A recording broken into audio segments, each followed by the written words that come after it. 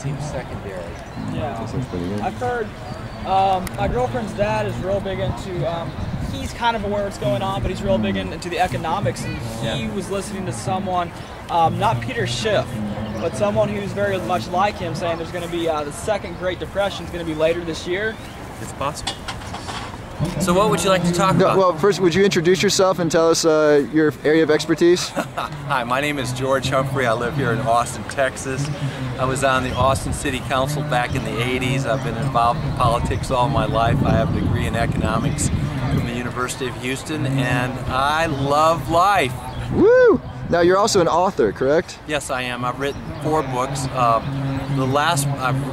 written the book Common Sense, An Introduction to the New World Order, Uncommon Sense, 9/11, The Great Illusion. I made one of the first movies about 9/11, a documentary, 9/11, The Great Illusion, and I've done hundreds and hundreds of radio and television shows, which I love to do. Fantastic. Now, what brings you out here today? Well, it's Earth Day, and it's wonderful. There's a bunch of really, really wonderful turned-on people who care about the Earth and the planet and about justice.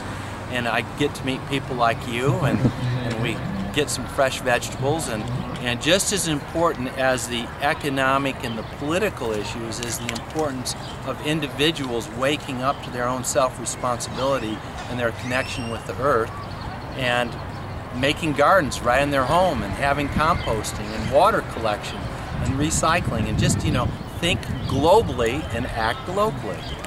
Now, you seem to be a very firm lover of the environment. Now, what do you think of the global warming issue? Well, yeah, I am a certified tree hugger, and I'm proud of that, and I think anybody who's not is just not paying attention. And the Earth is warming up, there's no question about that. But the information that we're fed is not exactly correct. Now, some of what Mr. Gore has to say is correct. Some of it is correct. But the reality is that every planet in our solar system is also heating up. And the reason is because of the increase of solar flares. And right now, solar flares are at a low, and thus the temperature of the Earth has actually decreased a bit. However, in the next year or so, solar flare activity will increase, and because the Van Allen belt has weakened, there's going to be warming. But there's also another issue that's just as important. The heliosphere, which is the plasma around our solar system, has expanded by 400% in the last 15 years because we're coming into an area where there's more debris, and because of that, more radiation is coming in, and all the planets in our solar system are heating up. So some of this is man-made, and that we have to take responsibility for, and some of this is extraterrestrial. Now, that was a lot of information. How is it that you have such expertise on that, and know that not only is Earth warming, but every planet in the solar system is warming? That's kind of that's important information that we should all have. Yeah, absolutely. It's absolutely essential information, and it's just like 9/11 or Waco or Oklahoma City. It takes individual initiative in reading and talking with people. And most of the information that we get in the American Statesman or on CBS is manufactured information. And so we have to go to the alternative media, and then we have to use discernment, and we need to talk to a lot of people. There is a new book out called Journey into Forever that is one of the finest books about Earth changes that I have read, and it is all backed by scientific information. A lot of the information is coming from the National Institute from Russia, and all of this information about the heliosphere, about our Van Allen belt, about the cycles of solar flares, it is all there, and it just takes one going down the rabbit holes. Wow. Now, you mentioned 9/11. Did you see Catherine Bleich's interview last night on CNN? I did not. They asked her point blank, 9/11, government conspiracy. And she said, I don't know. People should do some research. Well, I mean, for anyone who doesn't understand that 9/11 was an inside job and that the government story is one of the greatest fairy tales ever perpetrated on any culture, you know, what can you say? I can give 50 objective reasons and things that people can look at themselves to show that the government story is absolutely false. There were bombs in the buildings previous to the planes hitting, and the buildings were taken down. Now, there are a lot of educated people that have a real trouble believing that, first of all, the government is capable of doing it, that they're somehow intelligent enough to be able to pull off this farce, and that that so many people would be quiet about it. What is one or two things that you think that we can point to and specifically say, first you have to acknowledge this issue, and if you can't explain this, then you have to consider the possibility that something is not right with the government's story? Well, first of all, it's not the whole United States government. It's individual units within the government that are acting at the behest of the power elite or the Bilderberg or the Illuminati or whatever you want to call the group that control the political and the economic and the cultural institutions. But in answer to your question, first of all, there were 2 planes and 3 buildings that came down. All we have to do is look at building number 7. And building number 7 came down at 4:30. There were very, very minor fires in the building.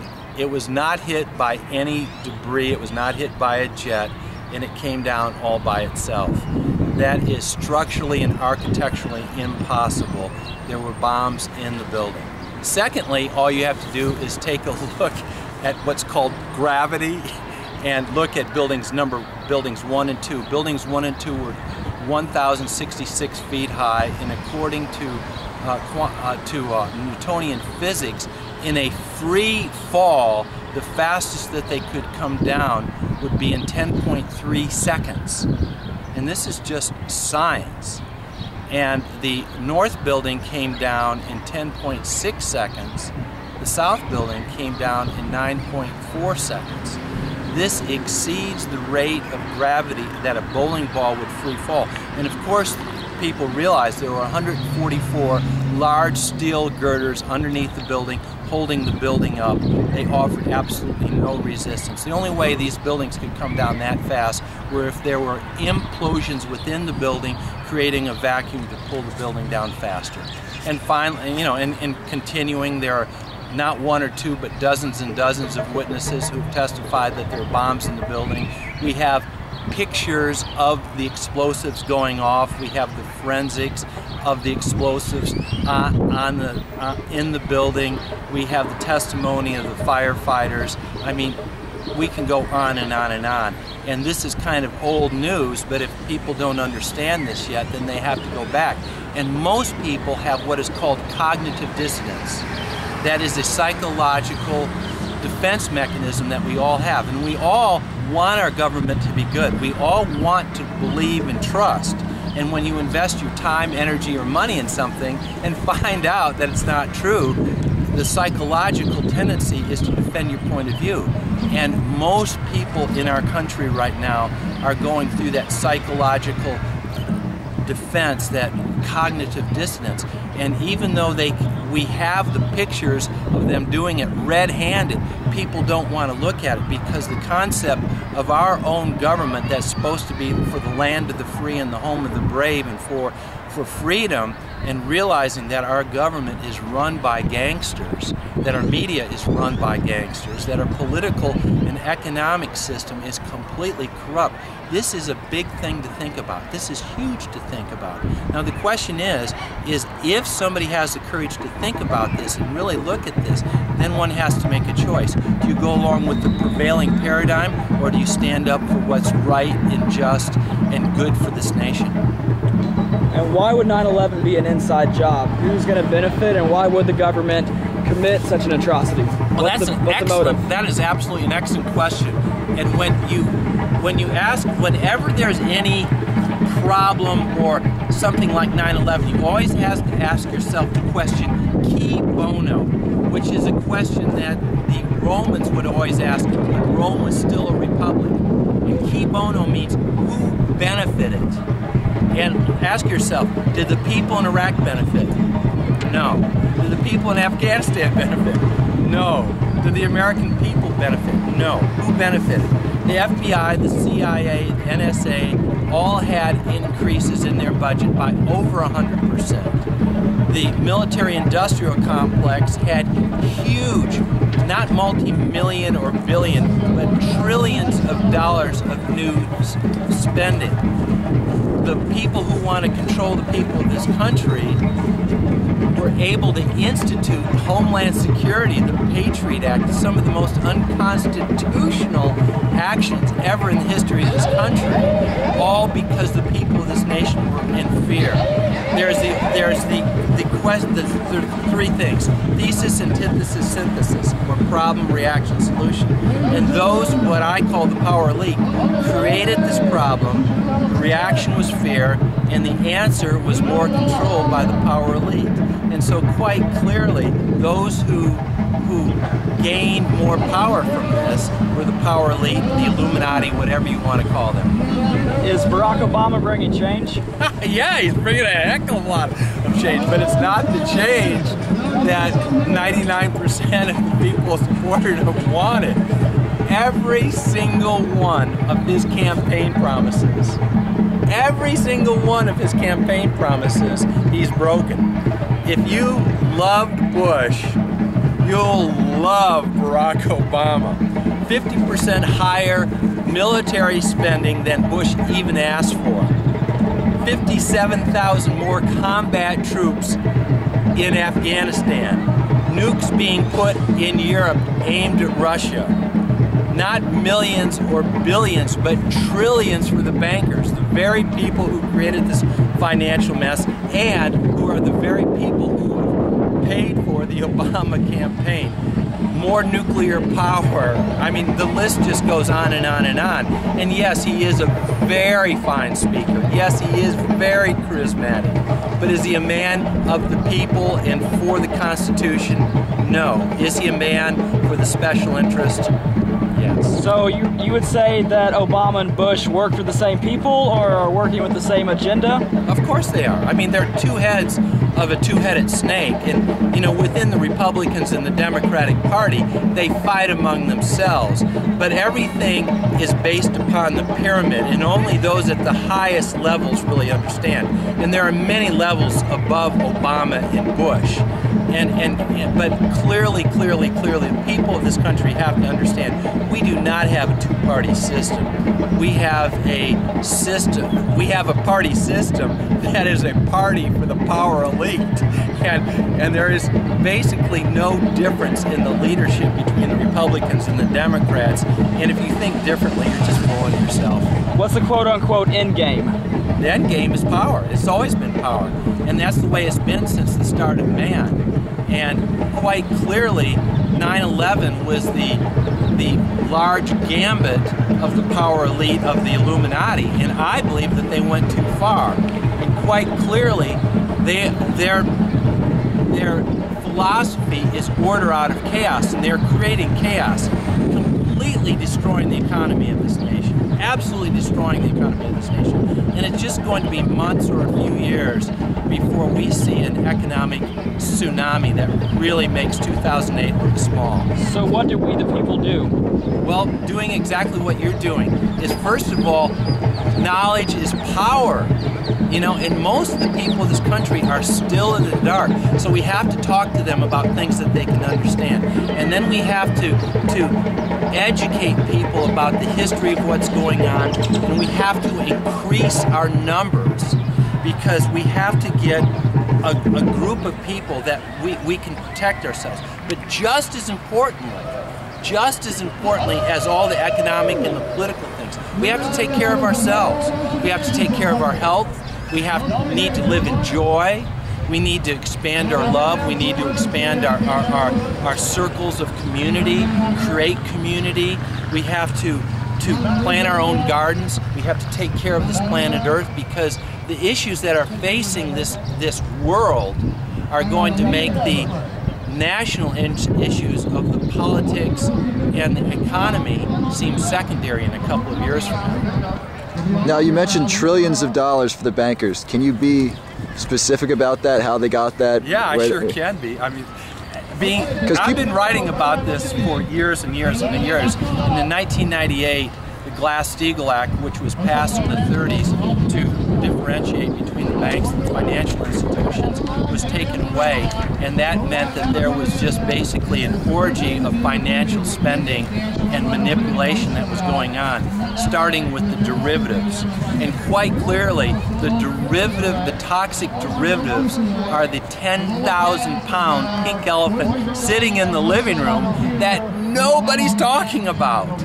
And these things, you know, you take the national debt, you take the trade deficit, you take all these other things, and they're huge, and by themselves, it's enough to sink the ship. But when you put the toxic derivatives into the mixture, it's just a matter of time before this time bomb goes off. And so basically, people need to wake up to the fact that these derivatives out there, they were created from nothing to make huge, huge, huge profits for Goldman Sachs, JP Morgan, AIG, you know, all of these institutions that basically control our Federal Reserve and control our U.S. Treasury. And these people made, I mean, we're not talking about millions or billions, we're talking about trillions of dollars that were created for the illegal profits of these financial institutions. And now, then when they hit their zenith and came down, and now both Bush and Obama have been bailing them out. Now they say that the TARP money was $776 billion. That's the number everyone says, 700 billion. The actual number of the bailout is closer to $12 trillion. $12 trillion. $12 trillion. And for the first time ever in the history of this country, Obama has okayed through Bernanke the monetization of debt. Now this is, and for the last 50 years, now we've been creating money, what's called OTA, out of thin air. But now, we've always had the T-bills behind them. But now they're issuing, and this is not clearly not money, this is debt credit. It's just computer transfers. But guess who has to pay for that? The people of the United States. The people of the United States have to pay for this insane orgy and this insane transfer. And over $3 trillion has been monetized. And we're looking at a total package of $12 trillion that has gone into this. And when you take a look at the gross national product, which in inflated terms is $13 trillion, we're seeing a whole year of debt being transferred to the bankers. The amount of money that we're talking about is so enormous that it is hard to get your head around. When you put together all of the federal debt, the federal debts, which include Medicare, Medicaid, FAA, you know, all the 19 different federal debts, plus state, local, personal, and corporate, there is a total debt in this country. Total debt in this country of almost $100 trillion. $100 trillion? Now this is 7 to 8 times the gross national product. By definition, this is impossible to pay off, and it is just a matter of time before the cat's out of the bag. And because we have what is called fiat currency, and fiat is a declaration by the king or the president, the reason the economy is continuing to roll along is because the people believe that the money is worth something. But there's nothing behind it. Most of your listeners understand that the Federal Reserve Board is neither federal, there's no reserves, and it's not a board. It is a private corporation controlled by European financiers that's never been audited by the General Accounting Office, and it is the hugest Ponzi scheme ever created. So that's one of the places that we need to start, is that we need to get an audit there. But you know, the issues that we're facing in this country, in this world, are a lot bigger than just financial. Now, can you give me a source to look up either $100 trillion of total debt or the $13 trillion that's been monetized? Well, Infowars.com which is Alex Jones. Alex has done an incredible job. Bob Chapman, who is one of the leading economists in the world, has talked about this. Jim St. Clair is another person who can give you information on this. And another big problem is because the Federal Reserve Board is not audited, is that they will not, even when congressmen have asked for the supply chain of where this money is going, the Federal Reserve is refusing to let known where this money is going. So we really have no idea what they have, because they won't even tell Congress. It's a huge problem. It's a huge problem, and it's one that 99% of our brothers and sisters are not even aware of, and it affects them tremendously. It's just a matter of time before this beautiful thing called the American economy goes absolutely flat. And it's not going to be pretty. And when it goes down, people are going to be pointing fingers, but that's what the power elite want. They want the people of this country to be in fear. Do you have any thoughts on the cost benefit of keeping marijuana and hemp illegal in this country? Well, there's no question that hemp, if properly used, can be a tremendous asset to the economy of this country. Not only to the economy, but we can make clothes from it, we can make ethanol from it, we can make many, many things at it that's environmentally friendly. Hemp is not just used for marijuana smoking. It can be a huge cash crop, and it's just insane that we're not using it. But of course, the special interests don't want that, starting with the oil companies. Why doesn't oil want us to use hemp? Well, because you can make ethanol from hemp, and they're going to protect their golden goose. So it competes with the energy companies. That's one of many, many, many things that hemp can and does do. And what about specifically marijuana, medicinal marijuana, and what that would do for the economy if well, you know, freed up? I don't smoke pot, and you know, I'm open to that. And, you know, if somebody wants to partake in that, that's their choice. And in California, quite clearly, they've been using pot as medicinal marijuana for a long time, and it seems to work very well. And so it's kind of a no-brainer to me. Great. Matt, do you have any other questions?